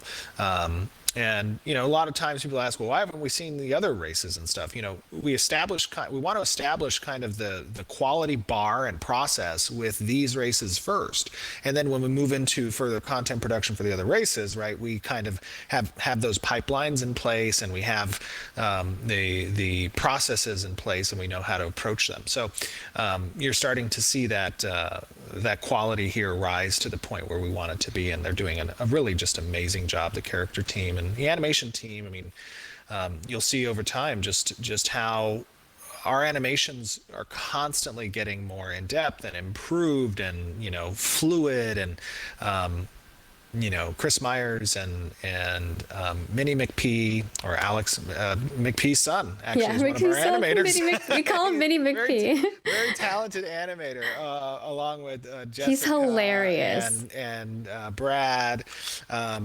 There's just such talent on the art side, and it's great seeing them bring to life these creatures, these characters, this world in a fluid way. Very cool. And this is, if you guys have seen the Corvid Castigator, these are some variants of it that you may see on other NPCs and stuff like that in the world. And then we have this very much like, if you've seen the maroon harvesting gear that we've had for like our November set, this is like a green version of that you'll see maybe on some NPCs as well. And there's a couple things that I missed. I'm actually going to grab them. We're going to do it live. It's going to probably look weird, but Doing it live. The Face of Sorrow. We definitely had some folks wanting to see the particle effects, so not completely finished, but it's coming together, man. Not finished, but important note here is we released the earlier version of the Sorrow set, and we got some good feedback about kind of bringing it back in line with the original concept. And Atkins, I believe, and I'm not sure, I think it might have been Danny, took a pass on it, and we also had Jim incorporate some of the intended effects for the set, so you guys can see that here. Yeah. And with that, we are going to head on to Q&A, because I know Stephen has to get going, but I'll play this video in the background whilst we chat. I'm going to kind of move it towards some of the combat so you can see that whilst we're chatting. But I'll try to get through as many of these as we can. And Stephen, you just tell me when you need a snippet. So our first one here is from Alandria's Tilt Gamer, and this is on the forums. They want to know about death penalties. How will incurred death penalties, particularly experienced debt, change at max level? Yeah, so I mean, there's a few approaches to the death penalty with regards to at least experienced debt, right? When you're dying and you're accruing this experience debt over time, it is going to build up essentially, and it'll take larger chunks of percentage at lower level. And when you hit kind of max level, it's going to accrue. I think it's like 3% total level, or maybe it's 2% total level. But as we kind of run per death, as we kind of run through testing and we play with these numbers, like right now, the experience debt in alpha is completely off mark. We're going to change those things probably in the next week or two. And if we don't get it into a spot that we like, we'll disable it at least for the test, I would say. But it's a process, right? We go through testing, we kind of see how these things play out, how they feel, and we adjust it as necessary. Awesome. Our next one is, did you have something else to add? No. Okay. I think we can probably take 2 more questions. 2 more. All right. The next question pick here. the best ones. Oh, that's going to be hard. Okay. Ships, because I know people like to hear about ship stuff. Pete Nasty wants to know, will ships have similar permissions structures to freeholds where others can summon them if the owner of the ship is offline? No, ships are completely owned by the person who has it in their inventory, and they can only be summoned by that individual. There are functions that exist on the ship that players can participate in. You can restrict those functions based on whether or not the players who are attempting to access it are in your party or in your raid, such as weapons, anchors, utility items. The ability to access the helm and navigate the ship. Those things can be permissioned, yes. All right. And then our next question is from Lashing about item syncs. Are there any involuntary item syncs planned for gear, since over-enchanting and deconstructing items are both by player choice? Involuntary, I'm sorry, the first part of that was? Involuntary item syncs planned for gear. Yes, there are. If you're corrupt and you die, you can lose gear. And then... Like some games have like repairing armor. There's a and like your armor can break. well, I wouldn't necessarily consider it per se a sync, because you're not losing the item exactly, even if it decays, but the components necessary to repair the item aren't just going to be a simple gold sync like many of us have experienced. That becomes relatively irrelevant over time. Instead, they're going to require some of the base material components in order to repair. And then additionally, there might be added constraints in having to have a crafter that either has the recipe to effectuate repairs on very unique items as well. But as I said, we'll be testing that as well. But I think that provides again a necessary economic demand for particular types of materials and components, and that also feeds into the deconstruction loop as well. All right. Hopefully that answered your question, buddy. But with that, we are going to kind of wrap up our May development update. Thank you so much for tuning in. I know it was a longer one. And of course, a reminder that the June cosmetics will be swapping over. We'll still have the Alpha 1 pre-order package with that next set. It'll just be a new cosmetic set with it on June 9th. And then, of course, our next playtest, if you have Alpha 1 access, is June 2nd. You can see the pinned post on our support Twitter that will give you information on how to join, or you might have gotten an email. It's on the forums in a secret place as well as on the Discord. So if you have Alpha 1 access, you should be able to get access to all of those places and find the secret NDA areas where we'll give you more information. We try to keep you up to date as much as possible, and even with the server, when they're going up and when they're going down. So with that, we made it through our May development update. Do you guys have anything else you want to add? And of course, thank you, McP, so much for joining us. We really appreciate it. Thanks to everyone for the awesome testing. Absolutely. Love it. I know people really wanted to hear kind of more of that behind the scenes stuff. And hopefully they liked it, even though Steven's like, this is kind of a boring topic. Oh, no. It was good. All right. Well, we'll see you later. If you are just tuning in now, we will have this on our Twitch as well as over on our YouTube channel where you can relive the action. I will make sure that there are timestamps for you as well over on the YouTube channel. And we always put it up on our news channel as well over on our website. So anywhere you go, we'll make sure that you know that we're live and where we're at. So follow us over on our YouTube channel. Follow us right here on Twitch so you don't miss out on any future live streams. And of course, Twitter and Facebook and Instagram if you're interested in more day-to-day content. And we'll see you next month for another development update. Thanks, everybody. We'll see you soon. Toodles.